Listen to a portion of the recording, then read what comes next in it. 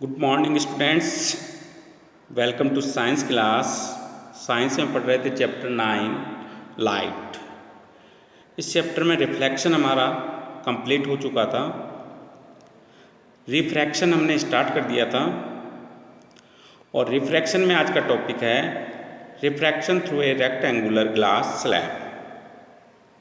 यहाँ एक रे डायग्राम दिया हुआ है, ठीक है। इसमें देखो, यहाँ ये जो है एयर है, यहाँ एयर है और ये जो ABCD रेक्टेंगुलर ग्लास स्लैब है, आयताकार ग्लास स्लैब। क्लियर है। मैंने कहा ऊपर का क्या है, यहाँ एयर, यहाँ पे एयर और ये क्या, यहाँ ग्लास। तो यहाँ जो इंसिडेंट रे ट्रेवल करेगी वो एयर से करेगी, एयर से स्टार्ट होकर वो ग्लास में आएगी और ग्लास से वापस जो है वो एयर में आएगी।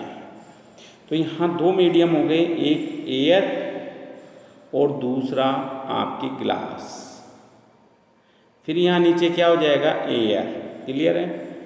एयर और ग्लास को कंपेयर करते हैं तो एयर जो है वो रेयर मीडियम है, वो क्या है, रेयर मीडियम। और ग्लास जो है वो यहाँ डेंसर मीडियम है। फिर ये यहाँ एयर है तो ये रेयर मीडियम है। यानी कि लाइट रे जो है वो rarer medium to denser medium आएगी, फिर डेंसर से जो है वापस से रेयर मीडियम में आ रही है। तो यहाँ देखो, ए रे PO रे ट्रेवल कर रही है एयर से, यानी कि रेयर मीडियम से, और किस में एंटर हो रही है, डेंसर मीडियम यानी ग्लास में। तो PO यहाँ क्या है, इंसिडेंट रे है, ठीक है। अब यहाँ O पॉइंट पर, O पॉइंट जो है, ये जो सरफेस है, ये एयर यानी कि रेयर मीडियम, डेंसर यानी ग्लास को सेपरेट कर रही है। इस पॉइंट से जैसे ही ये आगे आएगी लाइट वेलोसिटी चेंज होगी, क्योंकि यहाँ रेयर मीडियम है, रेयर, और ये मीडियम जो है वो डेंसर है। तो रेयर टू डेंसर जाएगी तो लाइट वेलोसिटी डिक्रीज होगी, जिसके कारण से रे जो है ये बेंड्स टुवार्ड द नॉर्मल हो जाती है, यानी कि ये नॉर्मल की ओर मुड़ जाती है, bends towards the normal, normal की ओर मुड़ जाती है। और फिर ये यानी कि ये रिफ्रैक्टेड रे हो गई, ये रे क्या हो गई, रिफ्रैक्टेड रे। अब ये जो है ओ डैश पर जो है आती है। अब यहाँ ये ग्लास से एयर में एंटर हो रही है, ग्लास डेंसर मीडियम है, एयर क्या है, रेयर मीडियम है। तो ये क्या होती है, bands away from the normal, यानी कि इस नॉर्मल से, नॉर्मल के इस वाले पार्ट से ये क्या होती है, दूर हटती है। और जो रे यहाँ से बाहर आ रही है, ग्लास से बाहर आ रही है, वो इमर्जेंट रे होगी। ये रे क्या होगी, इमर्जेंट रे। क्लियर है। तो ये इमर्जेंट रे है। यहाँ देखो, PO incident ray, O dash refracted रे हो गई, और आपकी O डैश S जो है ये, या R डायरेक्शन में कह सकते हैं, ये इमर्जेंट रे हो गई। Angle between normal and incident ray, तो एंगल ऑफ इंसिडेंस, ये क्या हो गया, angle of incidence. Angle between normal and refracted रे इज एंगल ऑफ रिफ्रैक्शन। फिर देखो यहाँ M डैश नॉर्मल है, angle between normal and emergent रे, angle of emergence is called angle of emergence. तो ये एंगल ऑफ इमरजेंस है, ये एंगल ऑफ रिफ्लेक्शन है, और ये I जो है वो एंगल ऑफ इंसिडेंस है, ठीक है। N डैश नॉर्मल है, M डैश भी नॉर्मल है यहाँ। अब देखो, हम इंसिडेंट रे को आगे बढ़ाते हैं, हुआ नहीं ऐसा, ये वर्चुअल पोजीशन है इसकी, इसलिए इसको डॉटेड लाइन से हमने आगे बढ़ाया, इसको हमने आगे बढ़ाया। तो हम देखते हैं इमर्जेंट रे और जो इंसिडेंट रे है वो क्या होती है, पैरेलल टू ईच अदर, एक दूसरे के पैरेलल होती है। क्लियर है। तो यही यहाँ लिखा हुआ है, देखो In figure, PO is the light ray traveling in air and incident on glass slab at point O. Point O पर इंसिडेंट हो रही है, ठीक है। Now on entering the glass medium this रे बेंड्स टुवार्ड द नॉर्मल, क्योंकि यहाँ रे जो है वो रेड टू डेंसर आ रही है, लाइट वेलोसिटी डिक्रीज हो रही है, इसलिए बेंड्स टुवार्ड द नॉर्मल ये रे हो जाती है। This mean that ray PO gets refracted on entering the glass slab and at point O. It comes out of the glass slab as shown in figure. Since O dash goes from glass to air, अब ये glass से कहाँ जा रही है, air में जा रही है। It again gets refracted and bends away from normal, ये जो है नॉर्मल से दूर हट जाती है, ठीक है। कौन से नॉर्मल से, एम डैश से, and goes in direction O dash S, and goes in direction O dash S, जो डायरेक्शन में रे जा रही वो रे होगी इमरजेंट रे।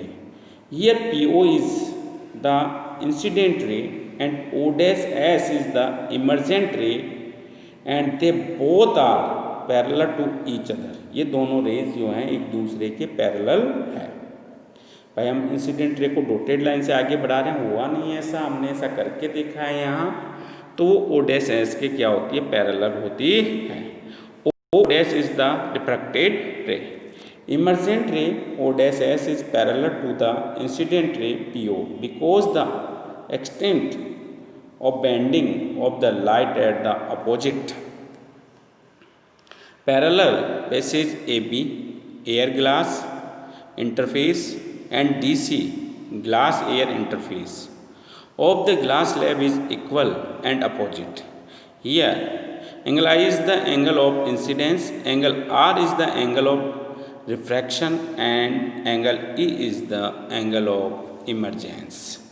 Angle of incidence is equal to angle of emergence because incident ray and emergent ray are parallel to each other. तो यहाँ हमें ग्लास स्लैब डायग्राम बनाना है, एक रेक्टेंगुलर ग्लास स्लैब लेना है ए बी सी डी, ठीक है। पी ओ इंसिडेंट रे होगी जो कि रेड टू डेंसर जा रही है, ये बेंड्स टूवर्ड्स द नॉर्मल होती है, फिर ये ओ डैश पर आती है, यहाँ नॉर्मल एम डैश है। अब रिफ्रैक्टेड रे जो है ये यहाँ से रे ग्लास टू एयर जा रही है एंड डेंसर टू जो है रेयर मीडियम जा रही है, तो ये bends away from the normal हो जाती है। अब हम इंसिडेंट रे को आगे बढ़ाते हैं तो हम देखते हैं इंसिडेंट रे पी ओ जो है वो ओ डैश एस के पैरेलल है, ठीक है। तो पी ओ इंसिडेंट रे है, यहाँ पी ओ क्या है, incident ray, O dash refracted रे और ओ डैश एस इमर्जेंट रे है। Angle i angle of incidence, r जो है एंगल ऑफ रिफ्रैक्शन और ई जो है वो एंगल ऑफ इमरजेंस है। एन डैश एम डैश जो है यहाँ नॉर्मल है, क्लियर है। अब देखो नेक्स्ट है laws of refraction, two law है। First law of refraction, the incident ray, the refracted ray and normal to the interface of two media at the point of incidence all are lie in the same plane in the refraction. First law ये कहता है भी अभी हमने जो refraction का diagram बनाया rectangular glass slab से, उसमें जो इंसिडेंट रे है उससे भी हम इसको समझ सकते हैं। यहाँ ये इंसिडेंट रे हो गई, ये नॉर्मल है, ये रिफ्रैक्टेड रे है, ये सभी क्या है आकर जो है पॉइंट ऑफ इंसिडेंस पर एक जगह मिल रहे हैं, ठीक है। नेक्स्ट जो लॉ है सेकंड लॉ ऑफ रिफ्रैक्शन, जिसे स्नेल्स लॉ ऑफ रिफ्रैक्शन भी कहा जाता है। ज़्यादातर इसमें जो क्वेश्चन पूछने की संभावना रहती है, पॉसिबिलिटी है, वो स्नेल्स लॉ के नाम से पूछा जाता है। तो ये सेकंड लॉ ऑफ रिफ्रैक्शन ही जो है स्नेल्स लॉ ऑफ रिफ्रैक्शन है। The ratio of sine of angle of incidence यानी कि angle I to the sine of angle of refraction यानी कि R is a constant in refraction, यानी कि sine I upon sine R, sine I और R का जो ratio आ रहा है वो क्या होता है, कांस्टेंट होता है। ये क्या स्नेल्स लॉ है। अब देखो रिलेटिव रिफ्रैक्टिव इंडेक्स, तो the ratio of speed of light in medium 1 and in medium 2, medium 1 में जो लाइट की स्पीड है उसे V1 से रिप्रेजेंट किया है यहाँ, एंड मीडियम 2 में जो लाइट स्पीड है उसे V2 से, is called relative refractive index of medium 2 relative to medium 1। In other words μ21 equals to क्या हो जाएगा, V1 अपॉन V2। भाई इसमें क्या होता है, मीडियम फर्स्ट और मीडियम 2 में जो लाइट वेलोसिटी होती है उनका रेशियो ही क्या है, रिलेटिव रिफ्रैक्टिव इंडेक्स है। जैसे मैं यहाँ कह रहा हूँ relative refractive index of medium 2 relative to medium 1, medium 2 relative to medium 1, यानी कि μ21, तो यहाँ क्या लिखेंगे, इस 1 की वेलोसिटी अपॉन मीडियम 2 की वेलोसिटी। यदि हम ऐसे लिख लेते इसे μ12, तो यहाँ आता मीडियम 2 में लाइट वेलोसिटी अपॉन मीडियम 1 में लाइट वेलोसिटी। तो इनका जो रेशियो है लाइट वेलोसिटी का यहाँ अदर मीडियम्स में, डिफरेंट मीडियम्स में, वही क्या है, एक तरह से रिलेटिव रिफ्रैक्टिव इंडेक्स है। Next absolute refractive index, the ratio of speed of light in vacuum over air, यानी कि 1 मीडियम इसमें क्या होगा, वैक्यूम ओवर एयर ही होगा, and speed of light in a particular medium V is called absolute refractive index of the medium। Absolute refractive index में क्या होता है, जो लाइट वेलोसिटी लेते हैं वो वैक्यूम की लेते हैं, 1 मीडियम वैक्यूम ओवर एयर ही होगा। कंपेयर करेंगे अदर मीडियम से, अदर मीडियम कुछ भी हो सकता है, तो उसमें लाइट वेलोसिटी लेंगे, तो वैक्यूम में जो लाइट वेलोसिटी होगी अपॉन जो अदर मीडियम है उसकी लाइट वेलोसिटी का जो रेशियो आएगा वो रेशियो ही क्या होगा, आपके एब्सोल्यूट रिफ्रैक्टिव इंडेक्स। इसको म्यू से रिप्रेजेंट करते हैं, C अपॉन V। C जो है यहाँ वो लाइट वेलोसिटी है किसमें, वैक्यूम में, और इसकी वैल्यू जो है वो 3 × 10⁸ मीटर पर सेकेंड होती है।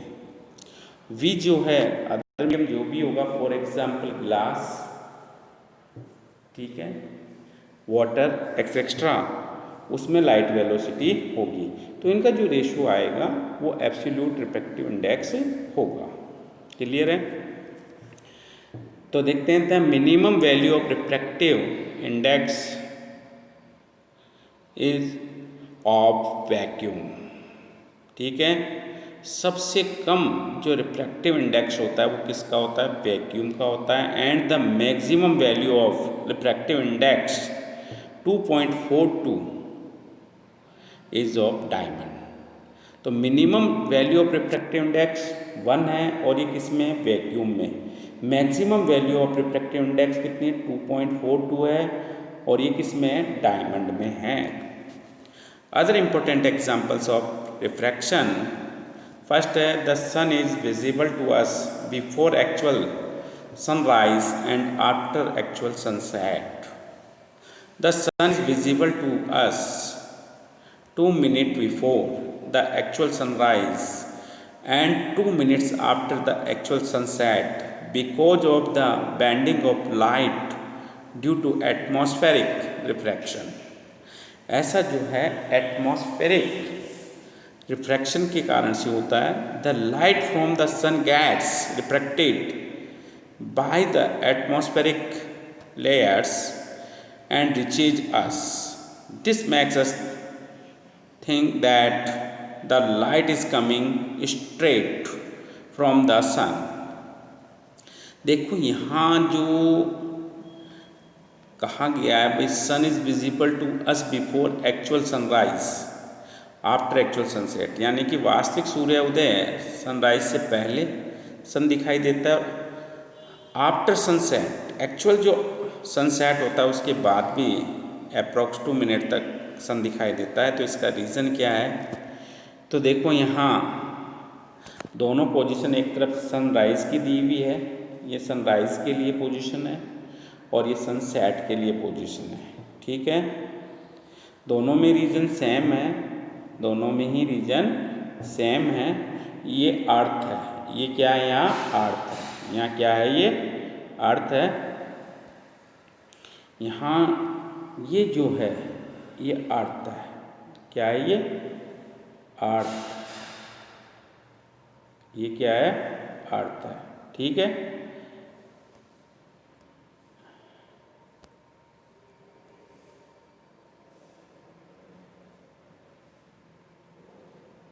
ये अर्थ है। ठीक है, और यहाँ जो है ऑब्जर्वर खड़ा है, ये कौन है? ऑब्जर्वर, जो ये एक्टिविटी कर रहा है। ठीक है, ये एक्टिविटी कर रहा है, वो ऑब्जर्वर है। ठीक है, अब देखो अर्थ की जो आसपास का एटमॉस्फेयर है, जैसे जैसे हम अर्थ से दूर जाएंगे जो मीडियम है वो क्या होता जाएगा? रेयर। अर्थ के पास जो एटमॉस्फेयर है वो डेंसर है, जैसे जैसे हम दूर होते जाएंगे, इससे ऊपर जाएंगे, ये रेयर होता जाएगा। लाइट रे, जैसे मान लो ये रियल पोजीशन है सन की, सनसेट हो चुका है, यहाँ सन है, सन से लाइट रे चली, अब रे टू डेंसर जाएगी, रेयर टू डेंसर जाएगी, तो लाइट वेलोसिटी डिक्रीज होगी और उससे क्या होगी? ये बेंड्स जो है टूवर्ड्स द नॉर्मल, नॉर्मल की ओर बेंड्स होगी। ये ऑब्जर्वर है, ऑब्जर्वर की आइज में लाइट जा रही है। अब देखो इन्हें ये सन जो है वो यहाँ इस पोजीशन पे, वर्चुअल पोजीशन पे दिखाई देता है, जबकि सन की एक्चुअल पोजीशन यहाँ है और ये जो है वर्चुअल पोजीशन पे दिखाई देता है। तो ये किस कारण से हुआ? एटमॉस्फेयर के कारण से यहाँ जो है सनलाइट का रिफ्रैक्शन हुआ। तो एटमॉस्फेरिक रिफ्रैक्शन के कारण से ये फिनोमेनॉन घटित हुआ है। सेम पोजीशन होती है सनराइज के समय भी। ठीक है, नेक्स्ट लेते हैं टोटल इंटरनल रिफ्लेक्शन। देखो इसके पहले हम बात करते हैं क्रिटिकल एंगल की। ठीक है, क्रिटिकल एंगल के पहले भी हम सामान्य रिफ्रैक्शन की बात करते हैं। जब कोई रे डेंसर टू रेयर मीडियम जाती है, कोई रे डेंसर टू रेयर मीडियम जाती है, लाइट वेलोसिटी इंक्रीज होती है। लाइट वेलोसिटी क्या होती है? इंक्रीज होती है, जिससे रे जो है वो bends away from the normal होती है। जैसे यहाँ आई से आई एंगल है, यहाँ एंगल ऑफ इंसिडेंस, ये रे आई बैंड होगी। ये कोई दो मीडियम हम यहाँ ले लेते हैं, ये वाटर है और ये एयर। एयर वाला रेयर होगा और ये डेंसर होगा। रे गई, रिफ्रैक्शन हुआ, यहाँ मैं दोबारा बना रहा हूँ इसको।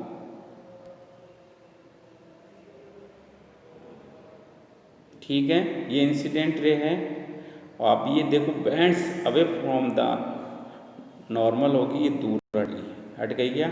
यानी कि आई और ये क्या है? आर। तो यहाँ I is less than are होगा इस कंडीशन में। अब हम क्या करते हैं? आई की वैल्यू को और इंक्रीज करते हैं और इतनी कर लेते हैं कि ये जो रिफ्रैक्टेड रे है वो जो दोनों मीडियम को सेपरेट करने वाली प्लेन है उस पर ही आ जाती है। यानी कि यहाँ जो एंगल आर है, एंगल ऑफ रिफ्रैक्शन, उसकी वैल्यू 90 डिग्री हो जाती है। इस आई को इतना इंक्रीज करते हैं कि आर की वैल्यू कितनी हो जाए? 90 डिग्री। तो इस कंडीशन में आई की वैल्यू जो होगी वो क्रिटिकल एंगल होता है। क्या होता है? Critical angle.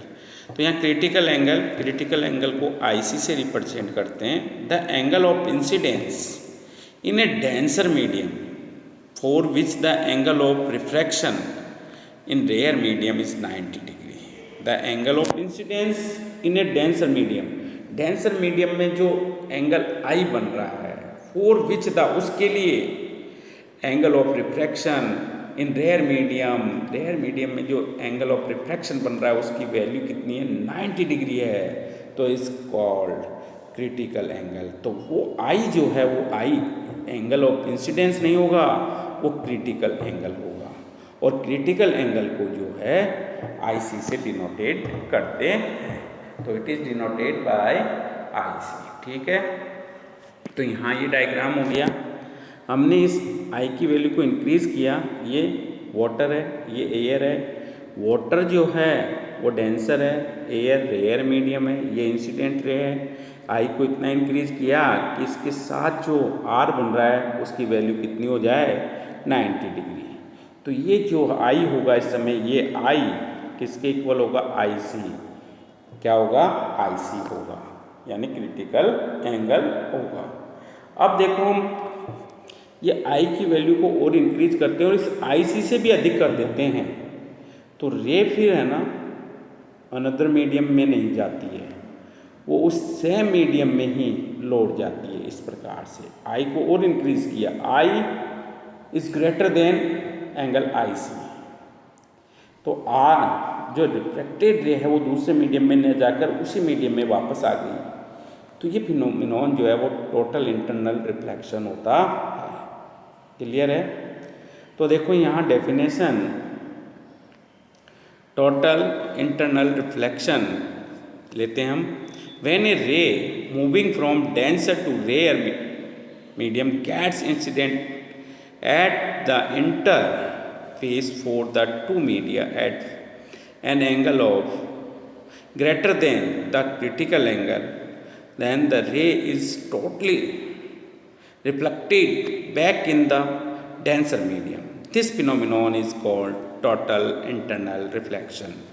जब यहाँ इंसिडेंट रे जो है, यानी कि ये कंडीशन हो गई यहाँ, ये कंडीशन होगी यहाँ, ये angle I is greater than angle I C, ये आई जो आई सी से ज़्यादा पर ये इंसिडेंट रे आ रही है, तो वो ये जो रे है यहाँ रिफ्लेक्शन होगा, रिफ्रैक्शन होगा, तो ये अनदर मीडियम में नहीं जाती, सेम मीडियम में ही आ जाती है। तो ये फिनोमिनॉन जो है वो टोटल इंटरनल रिफ्लेक्शन होता है। Clear? Next, essential condition required for total internal reflection, short में बोलते हैं TIR। The light should travel from transparent denser medium to transparent rare medium. Second, at the interface of the two transparent media, the angle of incidence should be greater than the critical angle in the denser medium. In other words, angle I यानी कि angle of incidence is greater than angle of critical, यानी critical angle से angle of incidence ज़्यादा होना चाहिए। Next देखो अब यहाँ application of total internal reflection. First, optical fibres whose function is based on total internal reflection are used in medical examination of internal parts of body which is called endoscopy. Endoscopy में भी इसका use किया जाता है। ठीक है, अब देखो, to deviate the direction of light beam by total reflection prism. ठीक है, क्रिटिकल एंगल मैंने बता ही दिया, फिर भी एक बार मैं डेफिनेशन बता रहा हूँ। The angle of incidence is a denser medium for which the angle of refraction in rare medium is 90 degrees called critical angle. It is denoted by I C, यानी कि यहाँ एंगल आई इक्वल होगा angle I C के, कब? जब angle are की value कितनी होगी, 90 डिग्री। ठीक है, अब देखो नेक्स्ट है डिस्परिजन। डिस्परिजन की स्टडी अपन नेक्स्ट वीडियो में करेंगे।